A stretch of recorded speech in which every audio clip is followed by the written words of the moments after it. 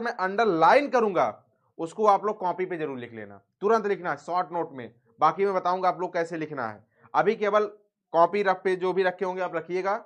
मैं जो जो चीजें बताऊंगा, बालकृष्ण भट्ट नहीं दिख रहे हैं कोई बात नहीं है, नहीं दिख रहे हैं तो आप लोग अपने आप को समझ लो बालकृष्ण भट्ट आप हो। उनको देख के क्या करोगे? हाँ, उनको फोटो बनानी है क्या? ठीक है, तो आप सब लोग ध्यान देना। मैं जो जो बातें बताऊंगा उसको नोट करके तुरंत याद करना, ठीक है? मोटू भैया इधर भी कल्याण कर दीजिए, कल्याण हो। चलो, जन्म, सबसे पहले आप लोग को जन्म याद होना चाहिए। जन्म, जन्म क्या याद किए भाई? जल्दी बताओ, जन्म क्या याद किए? जन्म जल्दी बताओ क्या याद किए? 23 जून 1844। जन्म क्या है? 23 जून 1844। हर कोई बच्चा याद करो, 23 जून 1844, 23 जून 1844 तुरंत याद करो, पूछा जाता है। और मृत्यु याद करिए, निधन याद करिए, 20 जुलाई 1914। क्या? 20 जुलाई 1914 तुरंत याद करिए। 1844 से 1914 तुरंत याद करो प्यारे साथियों, बहुत इंपॉर्टेंट बात है, बहुत इंपॉर्टेंट बात है। 18 जुलाई से 1914, 23 जून 1844 और क्या है 20 जुलाई 1914। आप सबको याद हो गया होगा? याद हो गया होगा भाई? हाँ गुरु जी याद हो गया। चलो, निवास स्थान आपको पता है इलाहाबाद उत्तर प्रदेश, जो कि इलाहाबाद का नाम इस समय क्या हो गया है? प्रयागराज हो गया है। तो इनका जो निवास स्थान अगर पूछेगा तो आप लोग क्या बताओगे? इलाहाबाद उत्तर प्रदेश। हाँ, इलाहाबाद उत्तर प्रदेश। तीन डाटा मैंने बताया, तीनों याद रखिए, तीनों। क्या? 20 जुलाई 1844, उसके सॉरी 23 जून 1844, 20 जुलाई 1914। ये दोनों बातें क्लियर है? दोनों बातें क्लियर है जी सर। अब उसके बाद आपको निवास स्थान बताना है। निवास स्थान आप लोग सब लोग जानते होंगे, इलाहाबाद उत्तर प्रदेश। उसके बाद इनके माता जी का नाम पार्वती देवी और पिताजी का नाम जो है क्या था? बेनी प्रसाद, बेनी प्रसाद भट्ट था। क्या? बेनी प्रसाद भट्ट था। पिता एक व्यापारी थे, इनके पिताजी जो थे एक व्यापारी थे, एक व्यापार का कार्य करते थे, यानी बिजनेसमैन थे, एक व्यापारी थे। और माता एक सुसंस्कृत महिला जिन्होंने बालकृष्ण भट्ट के मन में अध्ययन की रुचि और लालसा जगाई। मतलब एक जो है ऐसी गृहिणी थी, एक ऐसे सुसज्जित थी, ऐसी संस्कारी महिला थी जो बालकृष्ण भट्ट के क्या की थी भाई? मन में, बालकृष्ण भट्ट के मन में क्या की? क्या की इनकी माता जी? एक अध्ययन की, क्या? अध्ययन की रुचि एवं लालसा जगाई। जैसे आप सबकी मम्मा जो हैं, आप सबको पढ़ने के लिए बार बार जो है टोकती रहती हैं, डांटती रहती हैं, मारती रहती हैं, बिल्कुल पुचकारती रहती है पढ़ाई के लिए। एक रुचि जो है लाने में इनकी भी माँ का जो है बहुत बहुत बहुत योगदान है। इनके जो है अध्ययन में रुचि जो है लाई इनकी माता जी को जो है सादर प्रणाम है। शिक्षा, शिक्षा इनका जो है प्रारंभ में संस्कृत का अध्ययन था। 1867 में प्रयाग के मिशन स्कूल से एंट्रेंस की परीक्षा दी थी, एंट्रेंस की परीक्षा दी थी। और इनकी वृत्ति जो थी 1869 से 75 तक प्रयाग के मिशन स्कूल में अध्यापन था। क्या? अध्यापन था, ठीक है ना। 1885 के सीएबी कॉलेज में संस्कृत का अध्यापन, संस्कृत का जो सीएबी कॉलेज है प्रयागराज में, वहां पे 1885 में क्या किए थे? क्या किए थे भाई? संस्कृत का इन्होंने क्या किया था? अध्यापन किया था। उसके बाद फिर क्या हुआ भाई प्यारे साथियों? आप देखिएगा आगे, आगे देखिएगा। उसके बाद फिर समझिएगा 1888 में प्रयाग की कायस्थ पाठशाला इंटर कॉलेज में अध्यापक नियुक्त हो गए। उसके बाद फिर क्या हुआ? किंतु उग्र स्वभाव, इनका स्वभाव उग्र था, जैसे आप लोग हो ना लड़ाकू टाइप के, एकदम उग्र स्वभाव, तुरंत लड़ाई, तुरंत लड़ाई का मतलब शुरू कर देते हो, ठीक है ना। वृत्ति का मतलब इनका जो जीवन था गुड़िया, वो मेरी प्यारी मोटकी बहनिया, वृत्ति का मतलब जो इनके जीवन का जैसी हलचल थी, जो कार्य कर रहे थे, पढ़ रहे थे, पढ़ा रहे थे, यही वृत्ति है और क्या है गुड़िया, ठीक है। ओ मेरी प्यारी मोटकी बहनिया। चलो, उग्र स्वभाव के कारण नौकरी छोड़नी पड़ी। भैया क्या हुआ? इनका जो स्वभाव था ना बहुत उग्र था, गुस्सा, जिसको कहते हैं ना बहुत गुस्सा है इसके पास, बहुत गुस्सा है। तो गुस्सा होने की वजह से इसको क्या हुआ भैया? इसको जो है नौकरी क्या हुआ? छोड़ना पड़ा। फिर क्या हुआ? उसके बाद से लेखन कार्य पर ही निर्भर हो गए। जब भैया नौकरी छूट गई फिर क्या करेंगे? लेखन कार्य पर ही निर्भर हो गए, यानी जो है कुल मिला के जो है लेखन कार्य करने लगे। उसके बाद फिर धीरे धीरे बात आगे बढ़ी। फिर क्या हुआ भाई, विशेष परिस्थिति क्या थी, पिता के निधनोपरांत, मतलब पिताजी के निधन के बाद फिर क्या हुआ, व्यापार संभालने के नाम पर गृह कलह का सामना करना पड़ा। जब पिताजी का निधन हो गया तो व्यापार संभालने में इनके घर में कलह हो गई। गृह कलह का मतलब क्या हो गया, घर में कलह मच गई, घर में लड़ाइयां होने लगी, उसका सामना करना पड़ा। पैतृक घर छोड़कर घोर आर्थिक संकट से जूझते हुए हिम्मत से काम लिया और साहित्य के प्रति समर्पित रहे। मतलब क्या हुआ भाई, आपको पता होना चाहिए, पैतृक घर यानी पिताजी का घर, जो पहला घर था, जो यानी पिताजी का घर था, उसको छोड़कर आर्थिक जो है क्या हुआ, घोर आर्थिक स्थिति से, मतलब पैसे की समस्या से जूझते हुए हिम्मत से काम लिया और साहित्य के प्रति जो है समर्पित रहे। इनकी रचनात्मक क्रिया क्या है भाई, रचनात्मक संक्रियता क्या है,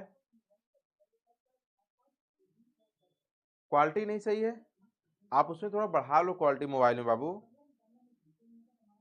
इसमें दिख नहीं रहा क्या, इसमें तो एकदम क्लियर दिख रहा है भाई, क्वालिटी बढ़ा लो थोड़ा से।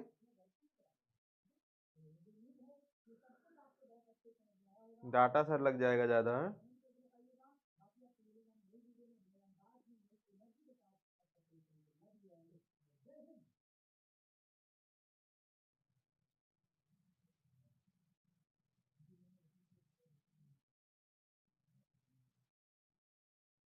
अब बताओ यार, बहुत ज्यादा हो रहा है उधर। अब बताना जरा भाई, दोस्त, वो मेरे दोस्त, अब बताओ।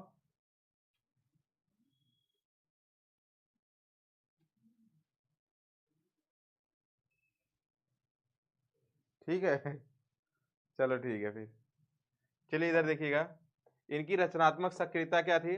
भारतेंद्र हरिश्चंद्र की प्रेरणा से, क्या, भारतेंदु हरिश्चंद्र की प्रेरणा से हिंदी वर्धिनी सभा प्रयाग की ओर से 1877 में हिंदी प्रदीप नामक मासिक पत्रिका निकालना प्रारंभ किया।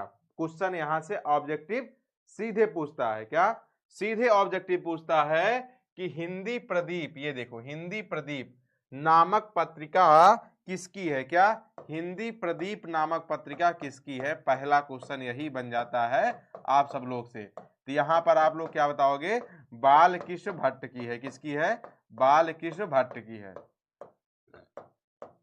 बालकृष्ण भट्ट की है। प्यारे साथियों आप लोग नोट करते चलना, क्योंकि अभी जैसे मैं इस माउस को क्लिक करके स्क्रॉल करूंगा तुरंत ये सब जो मैं अंडरलाइन किया हूं, जो लिखा हूं, तुरंत मिट जाएगा, तुरंत हट जाएगा, ठीक है ना। इस बात को ध्यान देना। कौशल कुमार जी आपका नाम ले लिया हूं, ठीक है, तो थोड़ा से आप सब लोग इस बात को ध्यान देना अच्छे से बाबू, प्लीज आप सबसे रिक्वेस्ट कर रहा हूं, ठीक है। इसको आप लोग जो मैं लिखता चलूं, जो नोट करता चलूं, आप सब लोग इसको जरूर नोट कर लेना, तुरंत नोट कर लेना, ठीक है।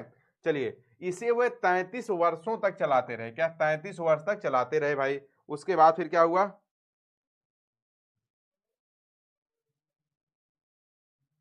33 वर्ष तक चलाते रहे। उसके बाद फिर प्यारे साथियों इसमें नियमित रूप से सामाजिक साहित्यिक, नियमित रूप से सामाजिक और साहित्यिक, नैतिक, राजनीतिक विषयों पर निबंध लिखते रहे। तरह तरह की जो है समाज से संबंधित, साहित्य से संबंधित, जो है नीति से संबंधित जो है निबंध लिखते रहे। 1881 में वेदों की युक्तिपूर्ण समीक्षा की। 1886 में लाला श्रीनिवास दास के संयोगिता स्वयंवर की कठोर आलोचना की। ये क्वेश्चन यहां से बनेगा, तुरंत तुरंत इसको लिख लीजिएगा, संयोगिता स्वयंवर किसकी रचना है, तुरंत आप लोग से क्वेश्चन पूछता है तो वहां पर ऑप्शन होगा लाला श्रीनिवास दास, लाला श्रीनिवास दास। ये क्वेश्चन आप सबके एग्जाम में पूछा हुआ है, आपसे पूछता है संयोगिता स्वयंवर किसकी रचना है, लाला श्रीनिवास दास की है। आप लोग को देखिए मैं पैटर्न क्या बता रहा हूं, इसको आप सब लोग को मैं ऐसे पढ़ाऊंगा। अभी मैं निबंध पूरा समझाऊंगा इनका, निबंध जब कंप्लीट हो जाएगा तो मैं आप सभी को इसका subjective question answer, subjective question answer और इसका सारांश पढ़ाऊंगा अलग से। भी कल का अगर ये खत्म आज हो जाएगा तो कल पढ़ाऊंगा, सारांश अलग बताऊंगा, ठीक है। सारांश के साथ साथ जो है महत्वपूर्ण बिंदु अलग बताऊंगा, मतलब टाइप करा के महत्वपूर्ण बिंदु, इसके महत्वपूर्ण पॉइंट क्या होंगे, इसके महत्व, मतलब इस चैप्टर से आप महत्वपूर्ण बातें क्या क्या पढ़ सकते हो उसको अलग से बताऊंगा। फिर उसके बाद ऑब्जेक्टिव क्वेश्चन अलग से बताऊंगा। मतलब एक चैप्टर को मैं कम से कम 4 दिन में इसको तरह तरह से फोड़ूंगा। आप सब लोग इसलिए परेशान मत होना, इसके लिए बिल्कुल परेशान मत होना। इसको जब तक जो है बातचीत चैप्टर आपके एकदम दिमाग में घुसा ना दूंगा ना, तब तक मैं छोड़ने वाला नहीं हूं। आप सब लोग इसके लिए टेंशन मत लेना, ठीक है, बिल्कुल परेशान मत होना, ठीक है ना। देखिए, लेकिन आप सब लोग सपोर्ट करो बाबू। सपोर्ट का मतलब ये है ना, आप सब लोग जो है ना पॉइंट ये ना बनाओ कि गुरुजी दिख नहीं रहा, थोड़ा यार पढ़ने की कोशिश करो, समझने की कोशिश करो, थोड़ा मेरा भी साथ दो यार ना। आप बताओ, अपने मोटका भैया को परेशान करके अच्छा लगेगा आपको? अगर मैं परेशान होऊंगा तो बोलो बोलो बोलो। आप सब लोग तो मेरे साथ दोगे ना। चलिए आगे देखिएगा। के अंतिम दिनों में हिंदी शब्दकोश के संपादन के लिए श्याम सुंदर दास द्वारा काशी आमंत्रित, किंतु अच्छा व्यवहार ना होने पर वो अलग हो गए। इनका व्यवहार उनका अच्छा ना होने से अलग हो गए, ठीक है ना। उसके बाद फिर क्या हुआ, इनका उपन्यास। ध्यान देना प्यारे साथियों, आप सब लोग उपन्यास देखिएगा, ये देखिएगा,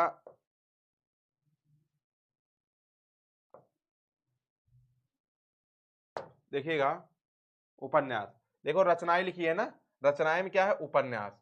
वेरी वेरी मोस्ट इंपॉर्टेंट प्यारे साथियों, सबसे इंपॉर्टेंट तो आप सब लोग जानते होंगे, 100 अजान एक सुजान। बार बार पूछता है आपके बिहार बोर्ड में, क्या बार बार पूछता है, 100 अजान एक सुजान। तो प्यारे साथियों उपन्यास क्या क्या है, रहस्य कथा, नूतन ब्रह्मचारी, 100 अजान एक सुजान, गुप्त वैरी, रसातल यात्रा, उचित दक्षिणा, हमारी घड़ी, सद्भाव का अभाव। इतना उपन्यास है प्यारे साथियों। इनके उपन्यास तुरंत आप लोग लिखिए और याद करते चलिए। क्या तुरंत जो है क्या करो भाई,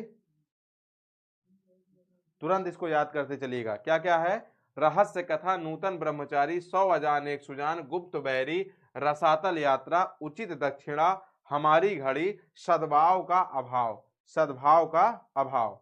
उसके बाद फिर क्या है भाई, यहाँ पे देखिए नाटक। नाटक इनका देखिएगा, नाटक क्या क्या है आप सबके सिलेबस में, पद्मावती, किरातार्जुनीय, वेणी संहार, शिशुपाल का वध, नल दमयंती या दमयंती स्वयंवर। क्या, नल दमयंती या दमयंती स्वयंवर, शिक्षा दान, चंद्रसेन, सीता वनवास, पतित पंचम, मेघनाथ वध, कट्टर सूम की एक नकल, बृहन्नला, इंग्लैंडेश्वरी और भारत जननी, भारतवर्ष और कलि, दो दूरदेशी, एक रोगी और एक वैद्य, रेल का विकट खेल और बाल विवाह।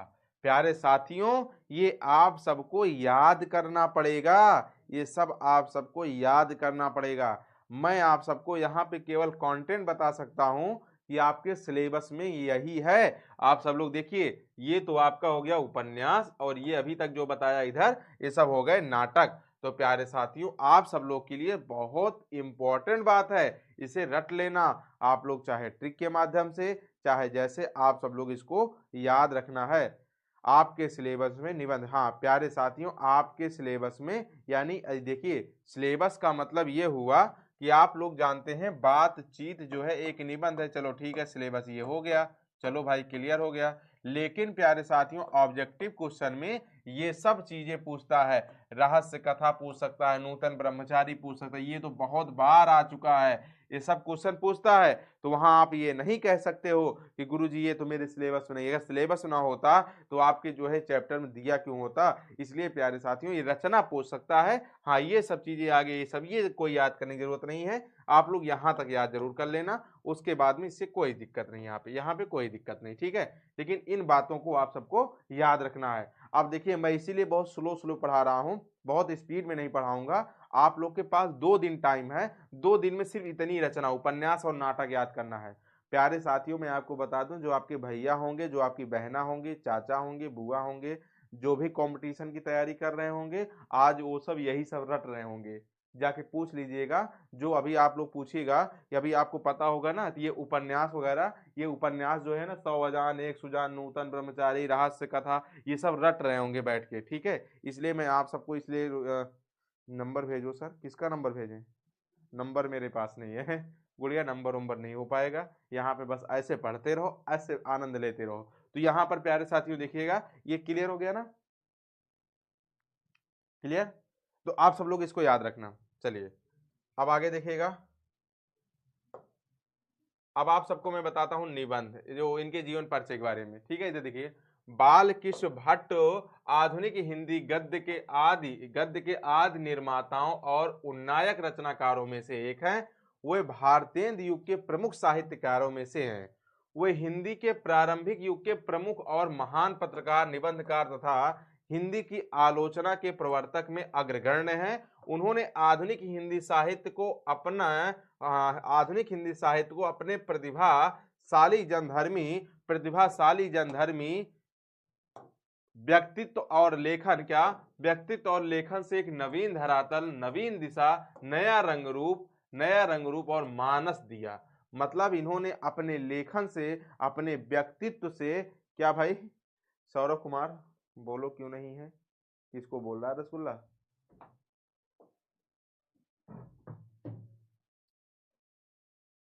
तो यहां पर देखिएगा, व्यक्तित्व और लेखन से एक नवीन धरातल, नवीन दिशा और नया रूप मानस दिया। निश्चय ही इस महत्तर युगांतकारी कार्य में वे एकाकी नहीं थे। स्वयं भारतेंद्र हरिश्चंद्र और क्या थे, प्रताप नारायण मिश्र, प्रेमधन, राधा चरण स्वामी जैसे अनेक महान साहित्यकार उनके साथ थे। उनके साथ कौन कौन से महान लोग थे भाई? हरिश्चंद्र थे और प्रताप नारायण मिश्र थे, प्रेमधन थे और राधा चरण गोस्वामी जैसे अनेक साहित्यकार, महान साहित्यकार उनके साथ थे। किंतु यह एक सर्वसम्मत स्थापित मान्यता है कि अपने युग के सर्वाधिक सक्रिय, मुखर और प्रदीर्घ समय तक सुदृढ़ निष्ठा के साथ तेजस्वी लेखन द्वारा साहित्य सेवा करने वाले समर्पित साहित्यकार थे। भैया ये बहुत नहीं, सब नहीं लिखना है। अरे मैं जो अंडरलाइन कर रहा हूं ये मैं आपको पढ़ाने के लिए कर रहा हूं। मैं बताऊंगा जहां लिखना है, मैं बताऊंगा, ठीक है। नहीं, मैं जितना अंडरलाइन करता हूं आप लोग लिखते चलो, मैं बताऊंगा कहां पे लिखना, ठीक है, पॉइंट कर करके। आज आप सब लोग, सर पूरा उपन्यास याद है, मोहम्मद अरसाद जी, बहुत अच्छा बाबू। ये अभी आज मैं आप सबको लिखने को बता रहा हूँ, कल मैं खुद टाइप करा के, मतलब कल का मतलब ये कंप्लीट हो जाएगा कल या परसों में, तो मैं खुद ही टाइप करा के जो महत्वपूर्ण बिंदु है खुद ही टाइप करा के आपको दूंगा। उसके लिए परेशान मत होना, खुद मैं टाइप करा के दूंगा।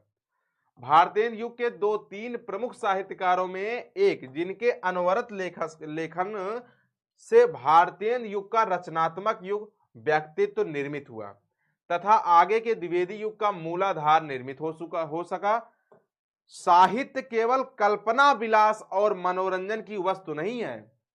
साहित्य केवल जो है क्या, कल्पना विलास मनोरंजन की ही वस्तु नहीं है। तो भैया क्या है, वह जन समूह के चित्त के विकास का संवाहक और जन संस्कृति के विकास प्रवाह का मूर्तवांगमय उपादान है, जो गहन लोक संपृक्ति के उपजदा और दिशा पाता है। मतलब क्या है भाई? हाँ मिलेगा भाई, सब कुछ मिलेगा, आप लोग पहले पढ़े। क्वेश्चन आंसर मैं कंप्लीट के बाद इसका बताऊंगा, क्वेश्चन आंसर ऑब्जेक्टिव सब्जेक्टिव दोनों बताऊंगा।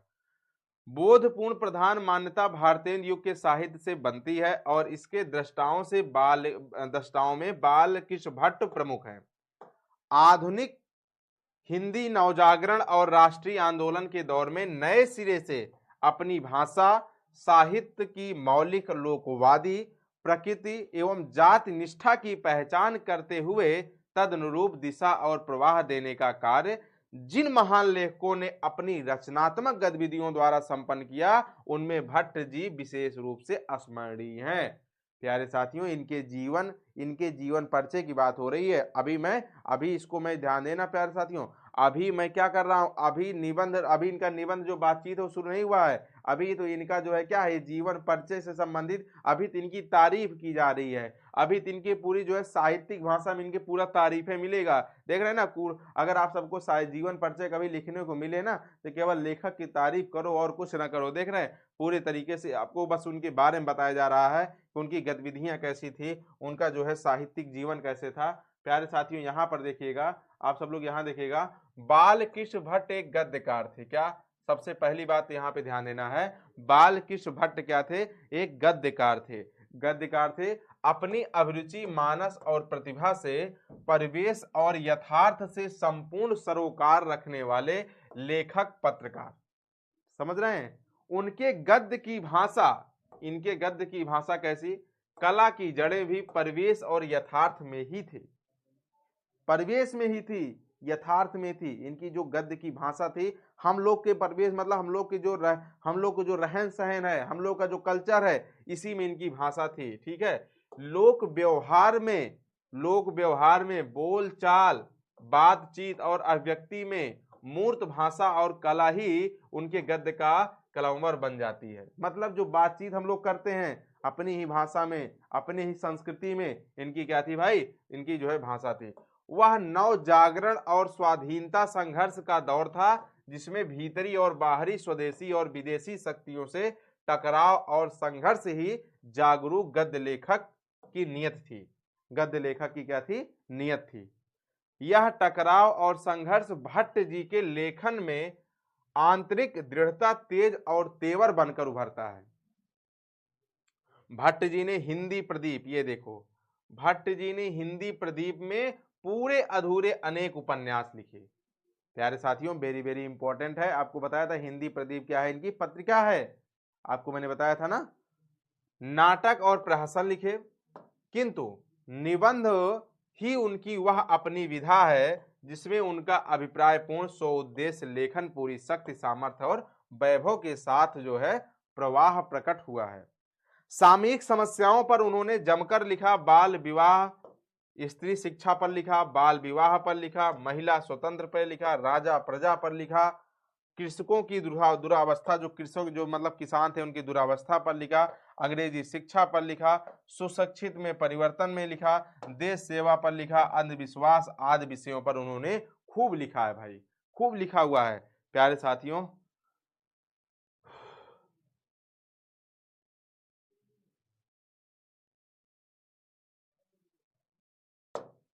विविध मनोभावों और भाषा साहित्य के विषयों पर खुलकर लिखा। व्यक्तित्व व्यंजक, आत्मपरक, कलात्मक निबंध भी उन्होंने इतने लिखे कि उनकी संख्या सैकड़ों में है। आचार्य रामचंद्र शुक्ल ने निबंधकार के रूप में उन्हें अंग्रेजी, वेरी वेरी मोस्ट इंपॉर्टेंट, लिख लेना कॉपी पे, कॉपी पे लिख लेना भाई, कॉपी पे लिख लेना, ये इंपॉर्टेंट क्वेश्चन, ये बार बार पूछता है। पहला पॉइंट को बिल्कुल लिखिएगा, आचार्य रामचंद्र शुक्ल ने निबंधकार के रूप में उन्हें अंग्रेजी साहित्य के एडिशन और स्टील की श्रेणी में रखा है। क्वेश्चन पूछता है बार बार। सर ये पता है छोटू कुमार जी, पढ़े हो तभी पता है बाबू, पढ़े हो तभी पता है। एग्जाम में क्वेश्चन पूछता है नहीं छोटू, आप बताओ कमेंट करके, एग्जाम में ये क्वेश्चन पूछता है नहीं, कई बार पूछा है, फिर पूछेगा। हाँ सर पूछता है। इसी ध्यान देना, आप सब लोग अगर मेरे साथ पूरी क्लास देख लोगे ना, मैं ये गारंटी कर सकता हूं, लिख सकता हूं, चैलेंज कर सकता हूं, बिल्कुल आप सब लोग ध्यान देना, इसका मैं बिल्कुल चैलेंज कर सकता हूं कि बातचीत चैप्टर पढ़ रहे हो तो बातचीत से कहीं से भी क्वेश्चन, चाहे ऑब्जेक्टिव है चाहे सब्जेक्टिव है, आपका 100% सही हो जाएगा। बस एक बात ध्यान देना, जहां पर मैं ऐसे बोलूं ऐसे इंपॉर्टेंट लिखूं, उसको तुरंत आप लोग कॉपी में छाप लो, उसको कॉपी में छाप लो बस। प्यारे साथियों, आप सब लोग को देखिए मास्टर नहीं बनना है, बहुत ज्यादा ये क्या नहीं समझ में, अभी कुछ बताया ही नहीं गया, समझोगे क्या, क्या इसमें बताया, क्या समझने वाली बात बताई गई? अभी तो इनके जीवन परिचय में भी इनकी तारीफ हो रही, इनकी बातें हो रही, अभी तो बातचीत निबंध शुरू ही नहीं हुआ। तो गुड़िया और मेरे भैया, आप लोग परेशान बिल्कुल मत होना किसी चीज को लेकर। मैं आपको पूरा, जब बातचीत चैप्टर कंप्लीट हो जाएगा, 2 दिन और रुकिए, जब बातचीत कंप्लीट होगा मैं आप बिल्कुल objective question, subjective question solve कराऊंगा। अगर आप नहीं सॉल्व कर पाओगे तब मुझे बताना, गुरुजी मैं सॉल्व नहीं कर पा रहा हूं, तब आप बताना मैं सॉल्व नहीं कर पा रहा हूं। 100% सॉल्व हो जाएगा, ठीक है। यहां प्रस्तुत, ये देखो इसको भी छाप लो, यहां प्रस्तुत बातचीत शीर्षक निबंध। सबसे पहली बात एक क्लियर क्या हो गया, बातचीत जो है क्या है, बातचीत क्या है, आपसे पूछेगा बातचीत कैसी विधा है, कैसी विधा है बातचीत, बताओ जल्दी से आप सब लोग, अब जल्दी से बताओ तो बातचीत कैसी विधा है, तो आप लोग बताना तुरंत, बातचीत गुरुजी क्या है, निबंध है। बातचीत क्या है, निबंध है। देखो बातचीत, यहां प्रस्तुत बातचीत शीर्षक निबंध है, क्या है, निबंध है, इसको छाप लेना। क्या बातचीत क्या है भाई, निबंध है। इस ये भी बार बार पूछा जाता है। निबंधकार व्यक्तित्व और निबंध कला के साथ साथ भाषा शैली का प्रतिनिधित्व करता है। प्रस्तुत निबंध भट्ट जी के बारे में ऊपर कही गई बातों को सहज ही पुष्ट और प्रमाणित करता है। प्यारे साथियों, स्क्रीनशॉट तुरंत कर लो, तुरंत स्क्रीनशॉट कर लो, जल्दी से कर लो स्क्रीनशॉट, मैं इसको आगे बढ़ूं क्योंकि हट जाएगा जैसे मैं इसको माउस क्लिक करूंगा। ठीक है, स्क्रीनशॉट हो गया,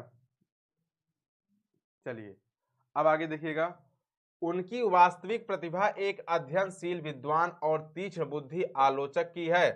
कौन कह रहे हैं भैया? रामविलास शर्मा जी कह रहे हैं। रामविलास शर्मा जी क्या कह रहे हैं? बिल्कुल जो है देखिएगा बालकृष्ण भट्ट को, उनकी वास्तविक प्रतिभा एक अध्ययनशील विद्वान और तीक्ष्ण बुद्धि आलोचक की है।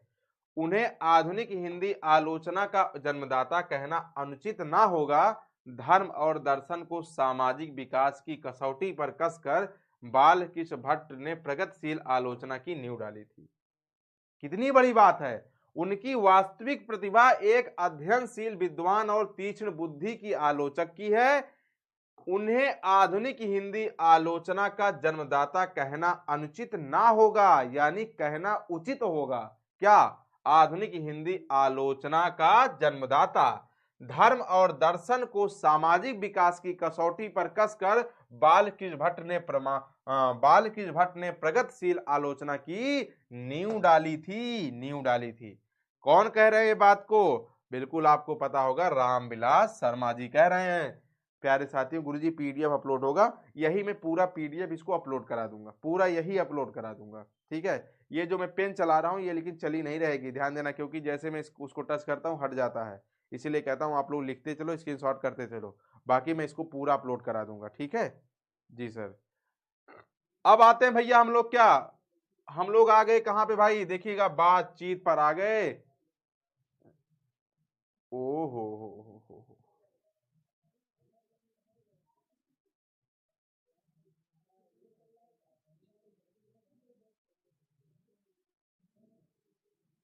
बातचीत निबंध है ना?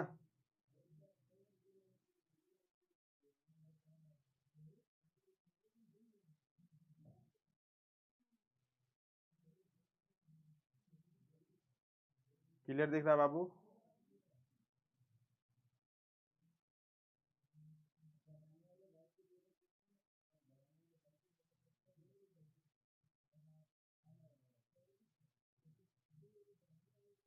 चलो,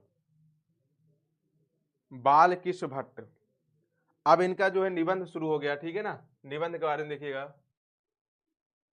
बातचीत। ठीक है, बातचीत देखिएगा, बातचीत। आप सब लोग समझिएगा, इसे तो सभी स्वीकार करेंगे, इसे तो सभी स्वीकार करेंगे कि अनेक प्रकार की शक्तियां जो वरदान की भांति ईश्वर में मनुष्य को दी है, ईश्वर ने मनुष्य को दी है, उनमें वाक शक्ति भी एक है। प्यारे साथियों, जैसे मनुष्य को, देखो क्या लिखा है, इसे तो सभी स्वीकार करेंगे, आपको भी करना होगा, मुझे भी करना होगा, कि अनेक प्रकार की शक्तियां जो वरदान की भांति ईश्वर ने हम लोग को जो अनेक प्रकार की शक्तियां दिए हुए हैं, उनमें से क्या है? उनमें से वाक शक्ति भी एक है। उनमें से हम लोग के पास जो अलग अलग शक्ति है, देखने की शक्ति है, सुनने की शक्ति है, बोलने की शक्ति है, उसमें से एक प्रकार की क्या है? वाक शक्ति भी प्रमुख है। मतलब वाक शक्ति का मतलब बोलने की शक्ति, वाणी की शक्ति, बोलने की शक्ति है भाई, वाणी की शक्ति। तो प्यारे साथियों, सबसे पहली बातचीत का मतलब ही होता है, जब हम लोग बोलेंगे नहीं बाबू, क्या? जब हम लोग बोलेंगे ही नहीं, ठीक है, जब हम लोग बोलेंगे ही नहीं, तो हम लोग जो है, प्यारे साथियों आप सबको पता होना चाहिए,